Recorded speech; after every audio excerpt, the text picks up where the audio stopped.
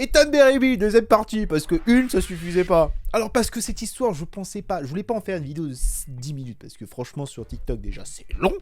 Et moi, je me suis dit, putain, mais on va réagir, qu'est-ce qui s'est repassé? Parce que Ethan a publié une vidéo sur YouTube pour revenir sur tout ça. Alors, ça en a parlé à la radio, il y a papa qui est parti dire, oui, bah mon fils, il a fait un prank génial, etc. Un prank pour Travis Scott ce week-end. On va se calmer, papounet, parce que là, quand même, de se dire que son garçon a pranké toute la France entière en termes d'influence, pas les meilleures idées du siècle. Bon, bref, Ethan qui a décidé de faire le plus grand prank de l'univers en invitant tout l'influence français à un anniversaire surprise qui s'était fait à lui-même en faisant passer ça pour le reveal de l'album de Travis Scott. Bon, bref, on sait très bien que ça va partir en cacahuète. Travis Scott, le moment où il va en entendre parler, Ethan va avoir un joli procès aux fesses, mais quand même, je me dis que, tu vois, c'est le mec, il en a parlé, il est tellement content, il en a fait 2 TikTok, une vidéo YouTube, j'imagine pas qu'il va nous faire une autobiographie bientôt pour se dire « meilleur prank de l'univers, les gars ».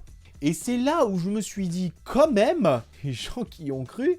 Alors après, je me suis posé aussi la question, parce que dans la vidéo, il y a ce petit moment-là qui m'a fait rire. Il parle de son ex-copine, Miel, etc. Elle a vu le petit colis parce qu'il voulait absolument l'inviter, il voulait vraiment se foutre de sa gueule. Alors, au bout d'un moment, faut lâcher l'affaire aussi, mon petit Ethan, hein, parce que là, quand même, me dire, non, mais elle a vu que je voulais la pranker, etc. 2 jours après, il y a eu des photos.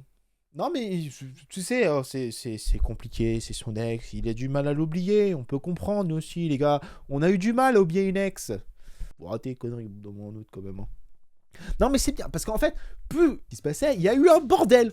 Tout le monde en a parlé, les influenceurs étaient là à dire non mais c'était cramé, on a vu. Aquabay avait déjà spoilé, c'est un fake et trucs comme ça. Ah bon, Aquabay il a découvert que c'était un fake. À la lecture du mail, j'ai vu que c'était un fake. Évidemment que personne... Ah oui, c'est le vrai truc, c'est le vrai nom. Alors, parce qu'aussi, il fallait se renseigner un petit peu. Ethan le dit très bien, c'est le vrai nom du manager de Travis Scott, etc. Je reviens sur le truc de quand même de me dire, vous croyez vraiment que Travis Scott va faire un reveal à Paris avec l'influence TikTok de France et qu'il va décider d'inviter l'autre pélo? Non, non.